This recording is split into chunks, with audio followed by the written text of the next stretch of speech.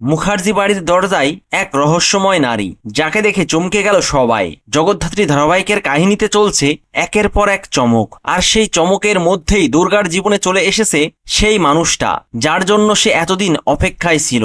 আর প্রথম দেখাতেই দুর্গার মাথা ঘুরে যায়। দুর্গা একেবারে প্রেমে হাবুডুবু খায়। এমনকি দুর্গা তাকে নিয়ে কৌশিক মুখার্জির সামনে হাজির হয় এবং নির্লজ্জের মতো কৌশিক মুখার্জিকে জানিয়ে দেয় সে তাকেই বিয়ে করতে চায়।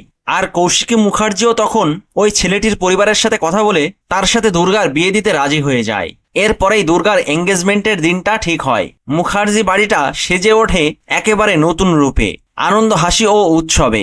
সবাই খুব ব্যস্ত দুর্গার জীবনের এই শুভ লগ্নে। আর ঠিক সেই সময় একটা দমকা হওয়ায় খুলে যায় মুখার্জি বাড়ির দরজা।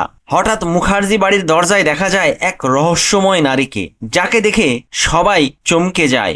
সবাই অবাক দৃষ্টিতে সেই রহস্যময় নারীর দিকে তাকিয়ে থাকে। কে সে? সে মুখার্জি বাড়িতে কেন এসেছে? কি তার পরিচয়? সেটা জানতেই সবাই ব্যাকুল হয়ে পড়ে। তো বন্ধুরা, মুখার্জি বাড়ির দরজায় যে ভদ্র মহিলাটি এসেছে সে আসলে কে? কি তার পরিচয়? কি মনে হয় আপনাদের? তা কমেন্ট করে জানিয়ে দিন। ভিডিওটি ভালো লাগলে লাইক ও শেয়ার করুন, আর চ্যানেলটিকে সাবস্ক্রাইব করে সাথে থাকুন।